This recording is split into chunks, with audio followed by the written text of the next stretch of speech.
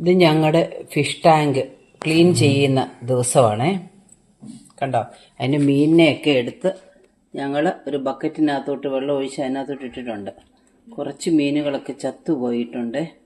പിന്നെ ഇനിയും പുതിയ മീനുകളൊക്കെ വാങ്ങിക്കും. അരിയിടം പുറത്ത് പോകുമ്പോൾ വാങ്ങിച്ചുകൊണ്ട് വരും. കണ്ടോ, പിന്നെ ഗോൾഡ് ഫിഷും സക്കറും ഒക്കെ ഉണ്ട്. അപ്പോൾ ഇത് ഞങ്ങളൊന്ന് ക്ലീൻ ചെയ്യാൻ പോവാം. കല്ലൊക്കെ ഒത്തിരി കറുത്തു. ഇതിനകത്ത് കുറച്ച് കളറുള്ള കല്ലുകളൊക്കെ ഞങ്ങൾ ഇട്ടിട്ടുണ്ടായിരുന്നേ. അതെല്ലാം ആദ്യമേ മാറ്റി ഇങ്ങെടുക്കും. മറ്റേത് ചെറിയ കല്ലുകളാണ്.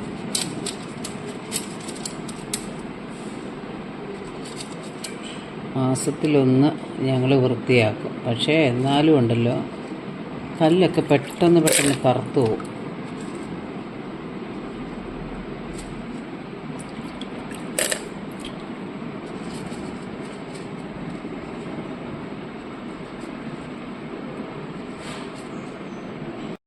വെള്ളമെല്ലാം കലക്കി ഒരു ബക്കറ്റിലേക്ക് വെള്ളമെല്ലാം കൊരി ഒഴിക്കുക.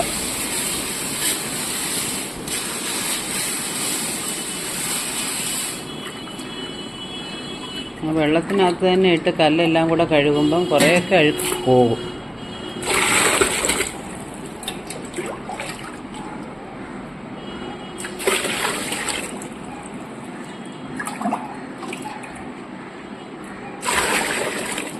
വെള്ളമെല്ലാം കളഞ്ഞ് ഇനിയും കല്ലുകളെല്ലാം കൂടെ കോരി ഇതിലിട്ടിട്ട് നന്നായിട്ട് കഴുകണം. വെള്ളമെല്ലാം കളഞ്ഞ് ഇനിയും കല്ലെല്ലാം കൂടെ കോരി ഒരു ബക്കറ്റിലിടും. ചിപ്സിൻ്റെ കളറാണത്. വലിയ ചിപ്സാണ്. അത് അത്യാവശ്യം നന്നായിട്ട് ഇനി ഉരച്ച് കഴുകണം. എന്നാൽ മാത്രമേ നല്ല കളറിൽ വരത്തുള്ളൂ. ഇത് ശരിക്കും നല്ല മെനക്കെട്ട ഒരു പണിയാണ്. പക്ഷേ ഇത് കഴിഞ്ഞ് കഴിയുമ്പോൾ നമ്മൾ ഈ ഫിഷ് ടാങ്ക് കാണുമ്പോൾ ഭയങ്കര സന്തോഷം തോന്നും. കംപ്ലീറ്റ് അതിൻ്റെ അകത്ത് തുണിയൊക്കെ ഇട്ട് അരിയിടുന്നതെല്ലാം കഴുകി തുടച്ചെടുത്തിട്ടുണ്ട്. ചെറിയൊരു സ്ക്രബ്ബർ ഇട്ട് അതിൻ്റെ സൈഡിലൊക്കെ ഇങ്ങനെ ഉരച്ച് അതും കഴുകി. ഇപ്പം ഏകദേശമൊക്കെ പടങ്ങളൊക്കെ ഒന്നുകൂടെ ക്ലിയർ ആയിട്ടുണ്ട്.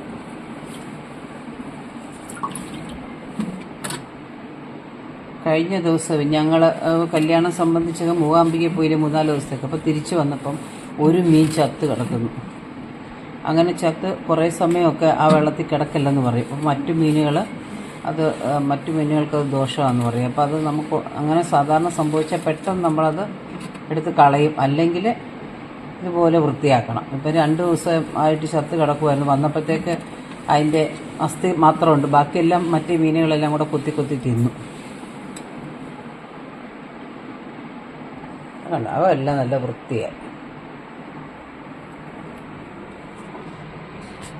ഇതെന്ന് തെർമോക്കോൾ അടിയിലുള്ള ഇതിൻ്റെ അടി വെച്ചിട്ടുണ്ട്. അതിൻ്റെ തെർമോക്കോളിൻ്റെ അതൊക്കെ അവസാനം ഇതൊക്കെ ഉണ്ട്, ഇളകിപ്പോയിട്ടുണ്ട്. പക്ഷേ എൻ്റെ മുകളിൽ ഗ്ലാസ് ഉണ്ട്.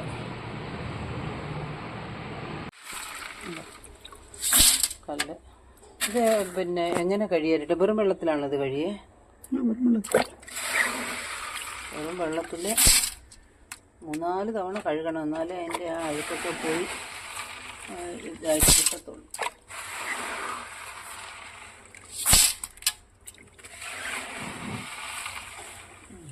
വെയിലായതുകൊണ്ട് ഇപ്പം കാണാനൊക്കെ ലൈറ്റ് കൊടുക്കാം. എല്ലാം വൃത്തിയാക്കിക്കൊണ്ട് വന്നിട്ടുണ്ട്. കല്ലൊക്കെ നോക്കി അടിപൊളിയായിട്ട് കൊണ്ടുവന്നിട്ടുണ്ട്. എല്ലാം അതിനകത്തോട്ട് ഇടണം. കണ്ടോ, മിന്നുക്കുട്ടി അവിടെ ഇരുന്ന് ഭയങ്കര വാച്ചിങ് ആണ് എല്ലാം. അവൾക്ക് ഭയങ്കര ഇഷ്ടമാണ്. ഞങ്ങൾ സന്ധ്യയ്ക്ക് ഞാൻ ഇവിടെ കസേര വന്നിരുന്ന് നാമം ജപിക്കുവേ. അന്നേരം മീനിൻ്റെ അടുത്ത് വന്നിരുന്നിട്ട് മീനെ തന്നെ നോക്കിക്കൊണ്ടിരിക്കും. പക്ഷെ തൊടാനൊക്കെ പേടിയാണ്. അതൊക്കെ നമ്മൾ ഒത്തിരി തൂത്തുകൊടൊക്കെ ഒത്തിരി കഷ്ടപ്പെടുന്നില്ലേ? അങ്ങനെയൊക്കെ കാണുന്നത് ഭയങ്കര സന്തോഷമാണ്. അന്നേരം ഭയങ്കര ചിരിയാണ് മീൻകുട്ടി.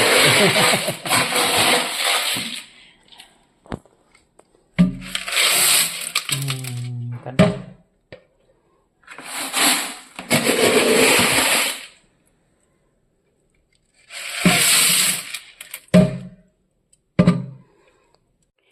ഇവിടെ ഹരിയേട്ടൻ്റെ അച്ഛന് ഉണ്ടായിരുന്ന സമയത്ത് ഈ ഫിഷ് ടാങ്കൊക്കെ ഭയങ്കര ഇഷ്ടമായിരുന്നു.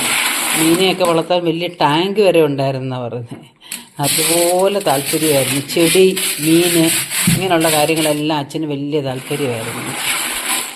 ഇപ്പം ഇവിടെ ഞങ്ങളിപ്പം പിന്നെ ഇവിടെ താമസമായതിന് ശേഷം വാങ്ങിച്ച ഒരു ചെറിയ ഫിഷ് ടാങ്ക്. ഇവിടെ താമസമായപ്പം ഉടൻ തന്നെ ഹരിയേട്ടൻ ചെയ്ത ആദ്യത്തെ കാര്യം ഫിഷ് ടാങ്ക് പോയി വാങ്ങിക്കുക എന്നുള്ളതാണ്.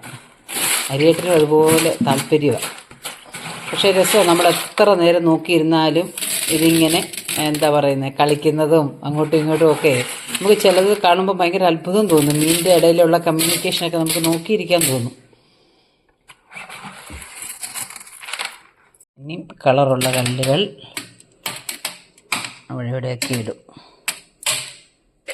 ഇതിനകത്ത് പണ്ട് വേറെ ഇത് ടാങ്ക് ഉണ്ടായിരുന്ന സമയത്ത് അതിനകത്ത് ചെടിയൊക്കെ വെച്ചിട്ടുണ്ടായിരുന്നു, പ്ലാസ്റ്റിക്കിൻ്റെ, ഇല്ലേ ചേട്ടാ? അതൊക്കെ പിന്നെ അഴുക്ക് പിടിച്ചൊക്കെ പോയി.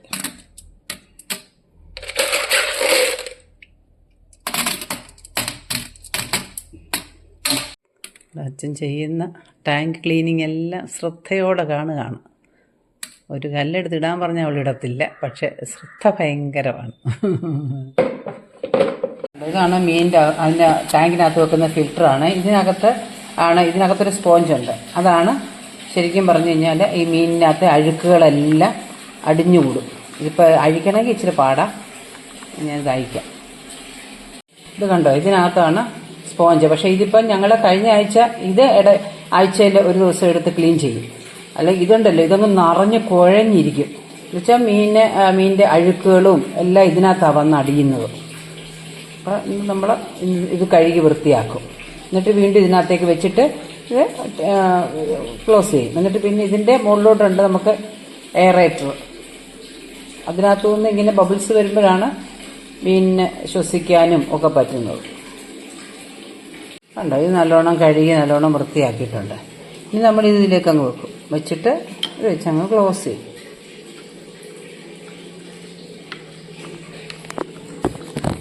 കണ്ടോ, ഇത് അടച്ചു. ഇനി ഇവിടെയാണ് വീണ്ടും ഫിറ്റ് ചെയ്യും. അപ്പോൾ ഇത് എയറേറ്റർ, അതിനകത്തുനിന്ന് ഓക്സിജൻ്റെ ഇത് വരുമ്പോൾ മീനിനെ ശ്വസിക്കാനും ഒക്കെ പറ്റും. പിന്നെ അഴുക്കുകൾ ഇതിനകത്തോട്ട് അടിയുകയും ചെയ്യും. ഇത് ഞങ്ങൾ വെള്ളം ഒഴിക്കുകയാണ്. ഞങ്ങൾ വാട്ടർ പ്യൂരിഫയർ, ഞങ്ങൾ കുടിക്കാനെടുക്കുന്ന വെള്ളം തന്നെയാണ് ഇതിന് ഒഴിക്കുന്നത്. അത്ര ശുദ്ധമായ വെള്ളം ഇതിന് വേണമെന്നുള്ളതാണ് ഹരിയേട്ടൻ്റെ നിർബന്ധം. അങ്ങനെ ഒഴിക്കും. അല്ല, ഇനി ഒഴിച്ച് ഏകദേശം 3/4 ഭാഗത്തോളം വരണം. കുറച്ച് വെള്ളം ഒഴിക്കുകയാണെങ്കിൽ മീനിനെ ഒരുപാട് സഞ്ചരിക്കാനൊന്നും സ്ഥലമില്ല. ഇപ്പം ഏകദേശം 3/4 ഭാഗത്തോളം വെള്ളം ഒഴിക്കുമ്പോൾ മുകളിൽ വരെ വരും മീൻ. അതായത് അവിടെയൊക്കെ അപ്പോൾ ആ വെള്ളത്തിലാകുമ്പോൾ അത്രയൊക്കെ വെള്ളം ഉണ്ടപ്പോൾ അതിന് ശ്വസിക്കാൻ വരാമല്ലോ. വെള്ളത്തിൻ്റെ മുകളിലോട്ടെങ്ങാനും ആയിക്കഴിഞ്ഞാൽ അതിന് ശ്വാസം കിട്ടത്തില്ലല്ലോ. പക്ഷെ അത് നല്ല രസമാണ് അങ്ങനെയൊക്കെ വരുന്നതൊക്കെ കാണാൻ. ഇപ്പം തിരിച്ചങ്ങോട്ട് ഇടുമ്പം എത്ര പ്രാവശ്യം നമ്മൾ ചെയ്താലും അതിനറിയത്തില്ലല്ലോ അതിനെ കൊല്ലാനാണോ, അതിന് പിടച്ചിലാണ്. അപ്പം എനിക്ക് പറയുവേ, ഒരു ഏകദേശം ഞങ്ങളിവിടെ താമസിക്കുന്നതാണെങ്കിൽ 2 വർഷമായി. ഈ 2 വർഷമായിട്ട് ഇതിനറിയത്തില്ലേ ഞങ്ങൾ കൊല്ലാനല്ല വളർത്താനാണെന്ന് ചിന്തിക്കത്തില്ലേ എന്നൊക്കെ ചോദിക്കുമ്പോൾ ഹരിയേട്ടൻ കളിയാക്കും എന്നെ. അതിനിപ്പോഴും പേടിയാണ്. ഞങ്ങൾ ഈ നെറ്റും കൊണ്ട് ചെല്ലുമ്പോൾ അതിനിപ്പോഴും പേടിയാണ്.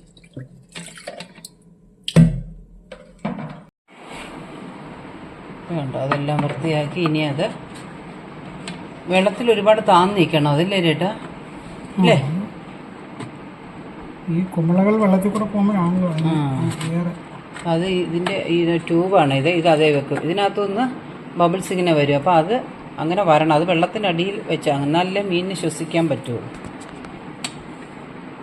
കണ്ടോ, ഇതിങ്ങനെ വയ്ക്കും. ഇത്രയും ഭാഗത്ത് വെള്ളം ഒഴിച്ചിട്ടുണ്ട്. അതുകൊണ്ട് ഇത് ഇത്രയും ഭാഗം കൂടെ ഉള്ളൂ വെള്ളമില്ലാത്ത.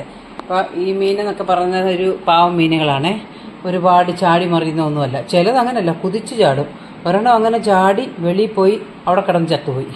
ഞങ്ങളാരും കണ്ടില്ല. അതുകൊണ്ട് ഇപ്പം വെള്ളം കൂടുതൽ ഒഴിച്ചാലും കുഴപ്പമില്ല. നിങ്ങൾ കണ്ടോ, മീനിനെ വലയ്ക്കകത്തെടുത്ത് ഇതിനകത്തോട്ടിടും. കണ്ടോ, ഈ ബക്കറ്റിനകത്ത് കിടക്കുന്നതല്ലേ, ഇതിനകത്തോട്ടും കൂടി ഇടുമ്പോഴത്തേക്കുണ്ടല്ലോ അതിന് ഭയങ്കര ഉത്സാഹമാണ്. കാരണം ഇത്രയും വിസ്താരമുള്ള സ്ഥലം കിട്ടിയില്ലേ. കണ്ടോ,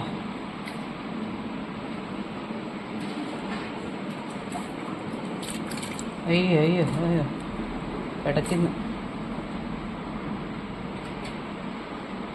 അങ്ങനെ ഞങ്ങളുടെ ടാങ്ക് ക്ലീൻ ആയിട്ടുണ്ട്. കണ്ടോ, മീനുകളെല്ലാം വളരെ സന്തോഷത്തിൽ എല്ലായിടത്തും ഒക്കെ ഒത്തുചേർന്നൊക്കെ എന്തൊക്കെയോ പറയുക. അപ്പോൾ ഇന്നത്തെ ഞങ്ങളുടെ ഡ്യൂട്ടി കഴിഞ്ഞ് ഇനി അടുത്ത മാസം ഇതുപോലെ ക്ലീൻ ചെയ്യണം.